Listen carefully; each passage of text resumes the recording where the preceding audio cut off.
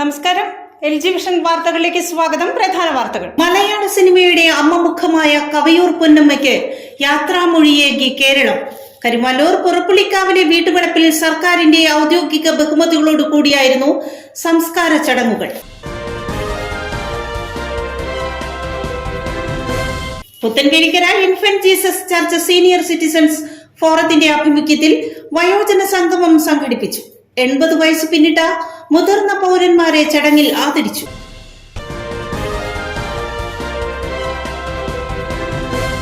കോട്ടുവള്ളി കർഷക സഹകരണ സംഘത്തിന്റെ 10ാം വർഷത്തെ ലാഭവിഹിത വിതരണം നടന്നു. പ്രതിപക്ഷ നേതാവ് വിതരണോദ്ഘാടനം നിർവഹിച്ചു.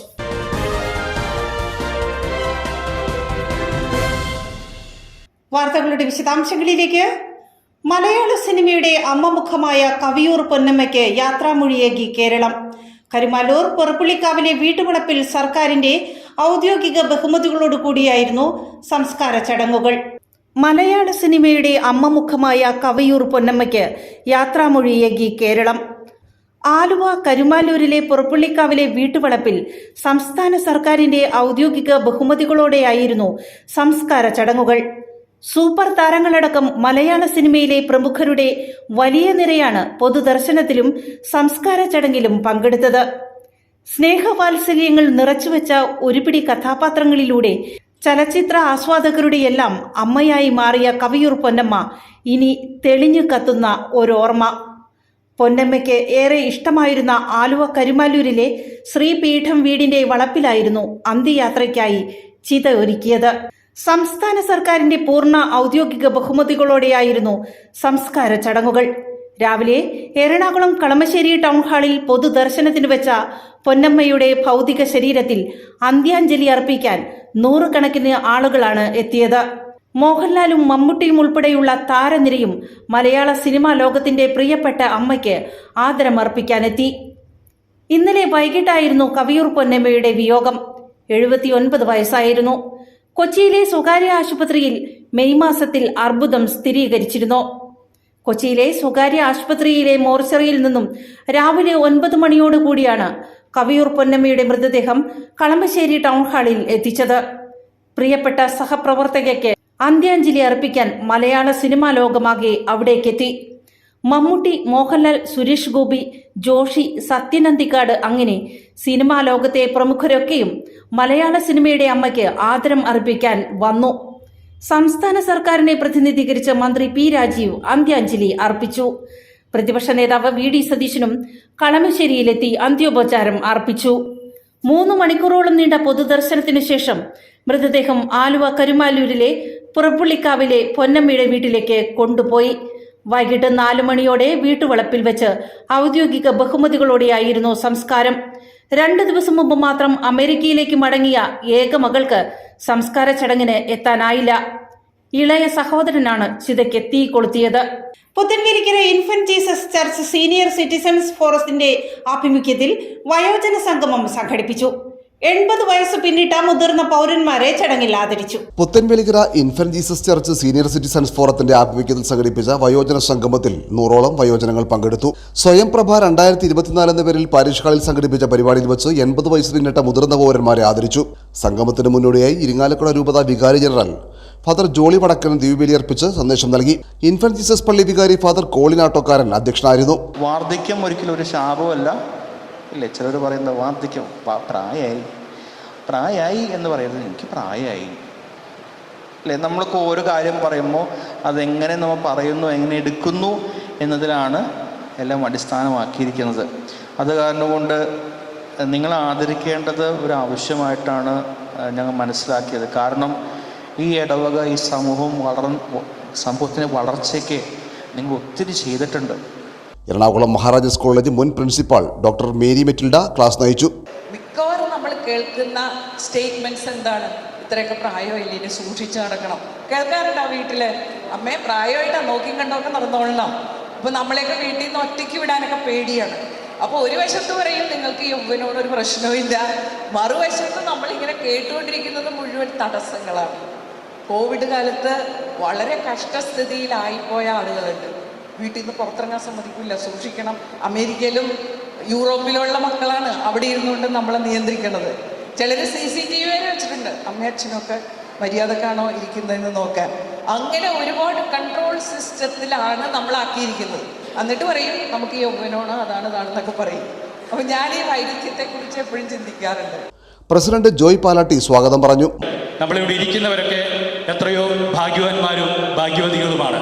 പക്ഷേ പല വീടുകളിലേക്കും കയറി ചെന്നപ്പോൾ നമുക്ക് കാണാനായിട്ട് സാധിച്ചത് അവർക്ക് ഈ സ്നേഹ സംഗമത്തിൽ പങ്കെടുക്കണമെന്ന് വളരെ ആഗ്രഹമുണ്ട്. പക്ഷേ അവരുടെ ആ ആരോഗ്യസ്ഥിതി അവരെ അനുവദിക്കുന്നില്ല.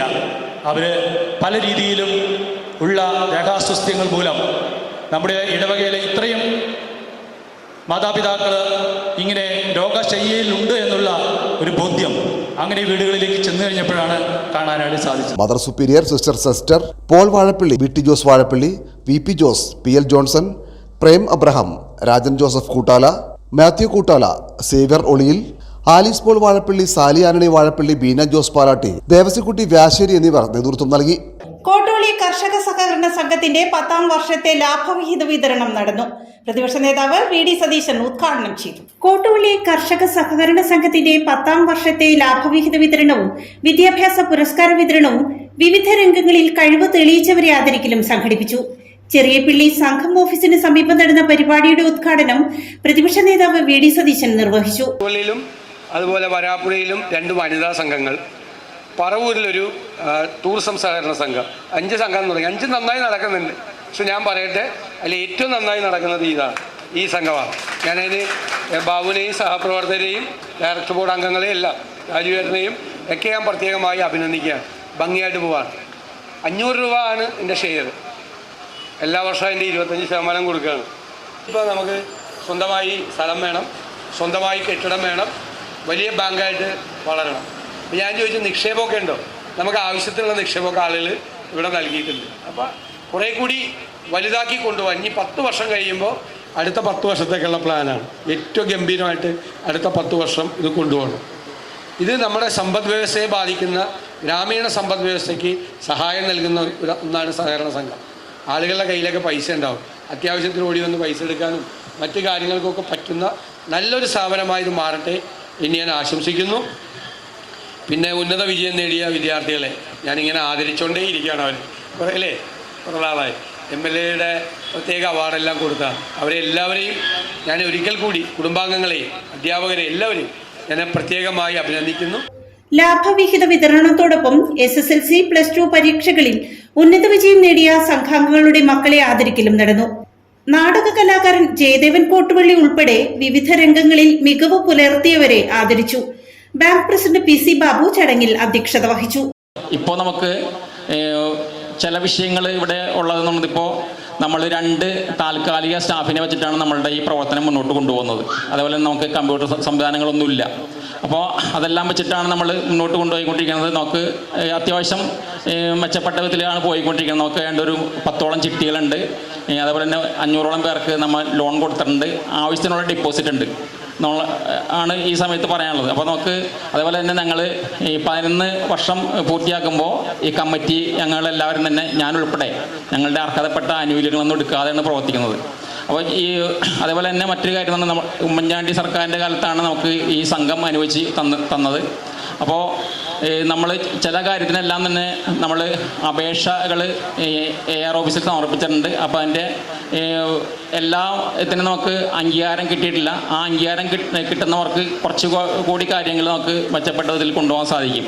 ജില്ലാ പഞ്ചായത്ത് അംഗം Sharon Panakkal, assistant registrar S Sumesh, കൃഷി ഓഫീസർ BM അതുൽ, മുൻ deputy registrar NB Rajeev, KM Yusuf, ഭരണസമിതി അംഗങ്ങളായ Abeesh V Babu, Nibu VS, KS Martin, MK Sreedharan, Shabeer Bakkar, NR Sugathan, PP Ushadevi, Sini Sunil, താൽക്കാലിക ജീവനക്കാരായ സിനി ആന്റണി, മിസിരിയ അബൂബക്കർ എന്നിവർ സംസാരിച്ചു. കുറ്റിപ്പുഴ ക്രൈസ്റ്റ് രാജ് ഹൈസ്കൂളിൽ വിദ്യാർത്ഥികൾക്കായി ഇനി മുതൽ 5 മാതൃഭൂമി പത്രങ്ങൾ എത്തും. കുന്നുകര റൂറൽ കോഓപ്പറേറ്റീവ് ബാങ്കിന്റെ സഹകരണത്തോടു കൂടിയാണ് പത്രം കുട്ടികൾക്കായി എത്തുന്നത്.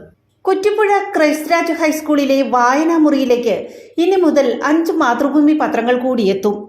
വിദ്യാർത്ഥികളിൽ പത്രവായനാശീലം വളർത്തുന്നതിനായി നടപ്പാക്കുന്ന പദ്ധതിയുടെ ഭാഗമായാണ് പത്രങ്ങൾ വരുത്തുന്നത്. കുന്നകര റൂറൽ കോഓപ്പറേറ്റീവ് സഹകരണ ബാങ്കിന്റെ സഹകരണത്തോടു കൂടിയാണ് പദ്ധതി നടപ്പിലാക്കുന്നത്.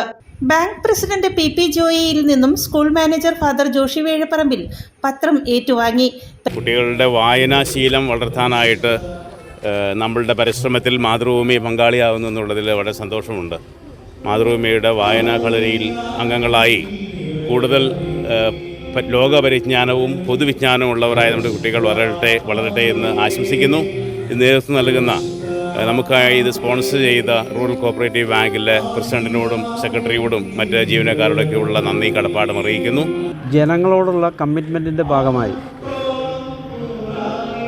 ഈ വായനക്കളരി, മാതൃഭൂമി ഒരുക്കുന്ന വായനക്കളരി ക്രിസ്തുരാജ് ഹൈസ്കൂളിലും ഏർപ്പാട് ചെയ്യുന്നതിന് ബാങ്കിൻ്റെ ഭരണസമിതി ഏറ്റവും താല്പര്യത്തോടു കൂടിയാണ് തീരുമാനമെടുത്തിരിക്കുന്നത്.